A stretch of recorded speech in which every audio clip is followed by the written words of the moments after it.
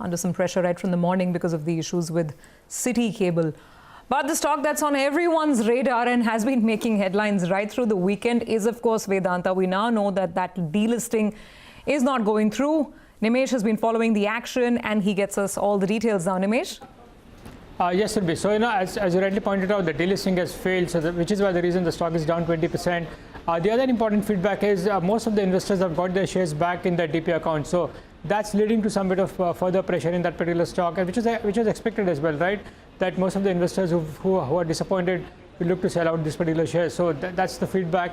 Now, as far as this is concerned, they were looking at 134 crore shares, but they got only 125 crore shares in the tender offer. Which means that now there cannot be any counter offer as well.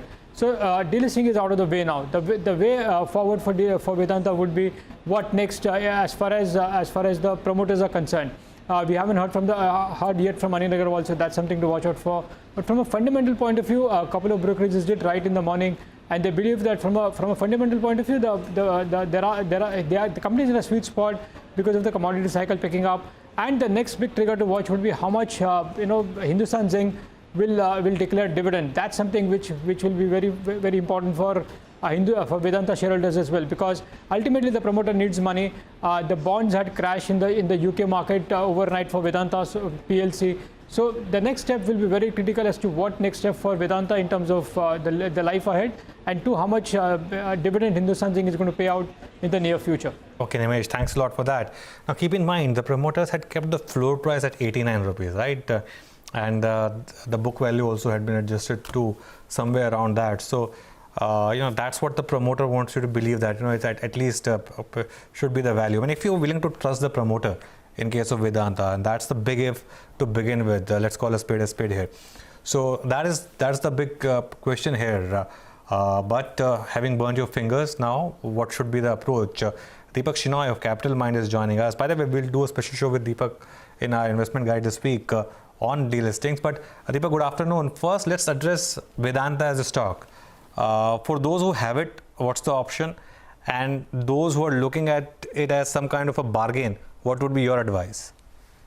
Good afternoon, Anuj. My feeling about Vedanta is there are two things that have happened. There is a feeling of not that much in good faith kind of changes that have happened to Vedanta in the fundamentals. The first one is they've written down the book value quite substantially by taking a loss, and that has brought the book value down to 87 rupees, which was much higher earlier. And this is not really a dumb thing, especially because you have a delisting, you set up the floor price to be that much lower. I understand the promoter compulsions of having to put that much money in escrow, but it doesn't leave a good taste. But the second thing is the promoter himself, has borrowed from overseas subsidiaries of Vedanta an amount of more than 7,500 crores. Hindustan Zinc, a cash generating company, has now taken a loan at about 5.6% only, but still a loan of 3,700 crores. It's possible that cash which should have been coming in as dividend may not necessarily come through that channel and may be given as promoter loans instead, which is a key concern. So I would not buy the share right now. If I owned it, I might consider cutting down positions because of these change in fundamentals. But I don't think this is a bargain just yet. I think we need to clearly see promoter intent. So waiting for a dividend announcement is probably a much better idea than to jump in right now. Okay, so that is Vedanta stock in focus. Since we are talking about newsmakers on the way, with some negative news flow surrounding them. Deepak, good afternoon. Let me get your thoughts in on Zee as well and what happened. Then the stock sort of recovered from the initial, shocker. What did you make of this and this default that's happened with City Cable? Surabhi, I think the problem really is that, the promoter owns only 4% now, and we know that the stake has been sold by mutual funds over a period of time. This stake sale gives one the feeling that, listen, if the promoter does not actually benefit from the share price going up, is there any other way that the fundamentals will deteriorate now?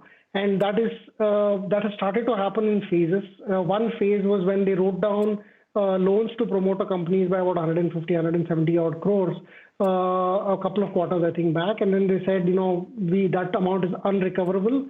There was also a question of loans being given or receivables from Dish TV and Citi, which added to a fairly large number, more than 500 if I remember right, which now becomes a concern because if Citi Cable is defaulting on its debt somewhere else, it might choose to default or at least have provisions taken at the Zee level. Now, Zee is a debt-free company. What we don't want it to become is a cash-free company as well.